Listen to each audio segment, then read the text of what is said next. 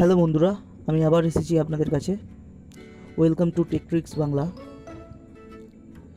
আজ আমরা শিখব উইন্ডোজে কী করে স্ক্রিন ক্যাপচার করা হয়। মানে আপনার কোনো প্রোগ্রাম আপনি ইউজ করছেন, সেই প্রোগ্রামটা সেই মুহূর্তে স্ক্রিনটাকে আপনি কীভাবে ইমেজে কনভার্ট করবেন। ধরুন আমি গুগল ক্রোম ইউজ করছি এবং একটা ওয়েবসাইট আমি খুলেছি যার নাম google.com। তো এই অবস্থায় আমি কী সার্চ করছি বা কী করছি সেই সময় স্ক্রিনটা আমি ক্যাপচার করতে চাই, কী করে করব। তো এটা ক্যাপচার করতে গেলে আপনাকে করতে হবে কি, উইন্ডোজ কিটাকে হোল্ড করে প্রিন্ট স্ক্রিন কিটাকে প্রেস করতে হবে। মানে উইন্ডোজ কি হোল্ড করে প্রিন্ট স্ক্রিন কিটাকে প্রেস করতে হবে, তাহলে আমার উইন্ডোজ এই দুটো কিয়ের জন্যে আমার স্ক্রিনটা ক্যাপচার হয়ে যাবে। তো তাই হওয়া উচিত। তো আমি চেষ্টা করলাম, আমার সাথে সাথে আমি উইন্ডোজ কি আর প্রিন্ট স্ক্রিন করলাম আর সাকসেসফুলি আমি ক্যাপচারও করে নিলাম। তো আপনার কোশ্চেন হবে, তো এটা আমি পাবো কোথায়?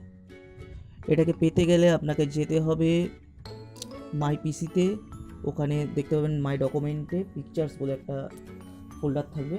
ওই পিকচার্স ফোল্ডার্সে আপনি স্ক্রিনশটস বলে একটা ফোল্ডার থাকবে, তার মধ্যে আপনি যত যাবতীয় পিকচার্স পেয়ে যাবেন।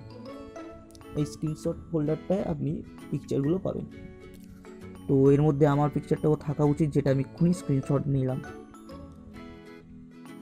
হ্যাঁ, এইটা আমি স্ক্রিনশট নিয়েছিলাম, দেখুন। কিন্তু এটার একটা সমস্যা আছে, আপনি দেখতে পাবেন যে আমি যে স্ক্রিনশটটা নিয়েছি সেখানে দেখবেন পুরো উইন্ডোজটারই স্ক্রিনশট এসছে। দেখুন, ধরুন আপনি এই পুরো উইন্ডোজটার স্ক্রিনশট চাইছেন না, আপনি শুধু পার্টিকুলার কিছু পোর্শনের চাইছেন। ধরুন এই পার্টিকুলার এইটুকু পোর্শনের আপনি স্ক্রিনশট চাইছেন, সেক্ষেত্রে স্ক্রিনশটটা কী করে নেবেন? একটা উপায় আছে, আপনি এটাকে এডিট করতে পারেন, এডিট করে ক্রপ করে আপনি এটাকে ইউজ করতে পারেন। সেক্ষেত্রে আপনাকে পেন্টে বা কোনো এডিটারে এডিট করতে হবে। এটা যদি আপনি এডিট করতে না পারেন, সেক্ষেত্রে আরেকটা পদ্ধতি আছে, আমি এক্ষুনি আপনাকে সেটা সম্বন্ধে বলবো। এরকম করে আপনি এডিট করতে পারেন এটাকে পেন্টে ভিউ করে।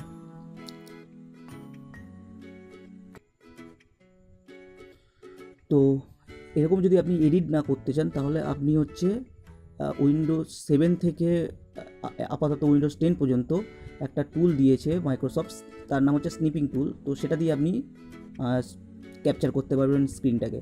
তো সেটা কি করে করতে পারবেন? তো আগে স্নিপিং টুলে যান। কি করে যাবেন? স্টার্ট কি প্রেস করবেন, তারপরে সার্চ করবেন স্নিপিং টুল বলে। তো যান সার্চে স্নিপিং, আমার বাংলা কিবোর্ড এন্ট্রি অ্যাক্টিভ হয়ে আছে, এর জন্যে আমি বাংলা টাইপ হচ্ছে। তো আমার এটাকে চেঞ্জ করতে হবে, ইংলিশ করতে হবে।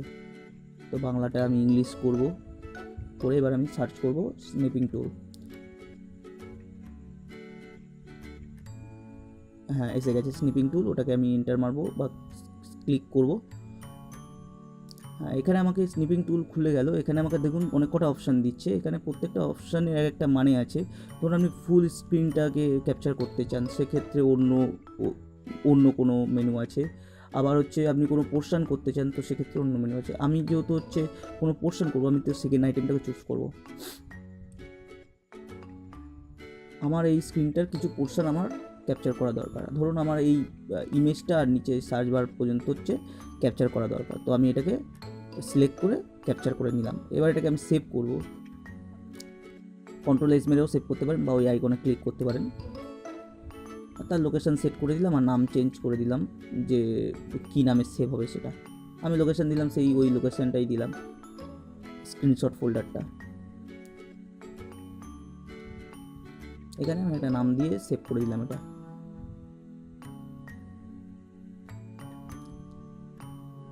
ব্যাস, আপনি সাকসেসফুলি স্ক্রিনশট নিয়ে নিলেন স্নিপিং টুল দিয়েও।